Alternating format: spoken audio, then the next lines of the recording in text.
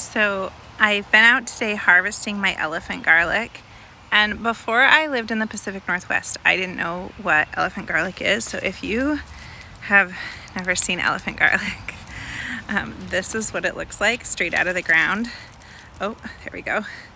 Covered in dirt, obviously, and those little tiny bulbs called corms. And I'm pretty excited. This is my third year growing elephant garlic, and I got about I'll go weigh it all, but I grew about 30 cloves worth, maybe not quite that many. And I harvested the scapes. They were delicious. The scapes are the stalk that they put up when they're going to flower, but you don't want them to flower because you want them to put their energy into their bulb. So then they also produce these things called corms, and these are the corms. You can see them on the head of garlic, tucked in right there. And sometimes they get left in the ground and you'll have elephant garlic grow there again. To grow from a corm, it takes 2 years. I read that if I planted them right now, that by the end of summer, I would have what are called rounds, which are like the size of a single clove. They're just like a small bulb, about the size of a regular garlic. But if I leave them in the ground, then this time next year, I'll have full-size elephant garlic again. So we'll see what I decide to do. If I can find a place, I'll plant all the corms and grow a bunch of rounds and then put the rounds in the ground in the fall. Anyway, I love elephant garlic. It's not a real garlic. It does smell like garlic. It's in the allium family, but I'm closer related to a leek. But it's delicious. It has kind of a more mild garlicky flavor, and you can use it just like garlic. So that's what I've been doing today, making room for the 44 peppers that need to go in the ground.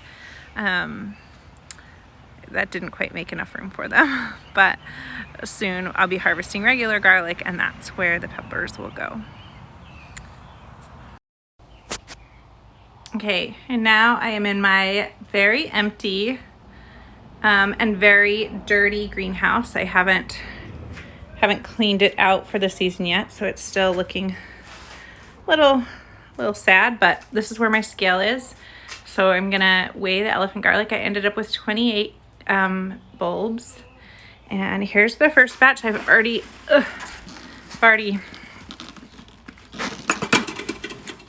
paired the scale to this bucket.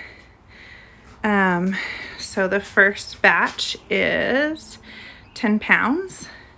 And I am weighing this with the stalks on because that is how you cure them. I don't know how they're sold when you buy them by the weight. They obviously weigh less, but they're usually sold by the bulb anyway, and I'm looking for weight. I figure that it sort of evens out in all the stuff I eat and don't weigh. So, okay, there's the first batch. Let's get the second batch. Okay, and this bunch is 9 pounds. So 19 pounds of elephant garlic, plus I counted 90 corms that I harvested. So, sorry, weird lighting in my greenhouse. Let's see if I can fix that at all. Nope. Okay. So 90 corms plus 19 pounds of garlic plus, it might have been closer to, it might have actually been close to 20 because I've got the one that I pulled to make sure it was in my pocket, or to make sure it was ready in my pocket. And so this one's it's like after they're cleaned up and trimmed, this is what you get, the cloves, so you can get an idea. The cloves are big, like they're almost the size of of a regular garlic, and they are delicious. Bye.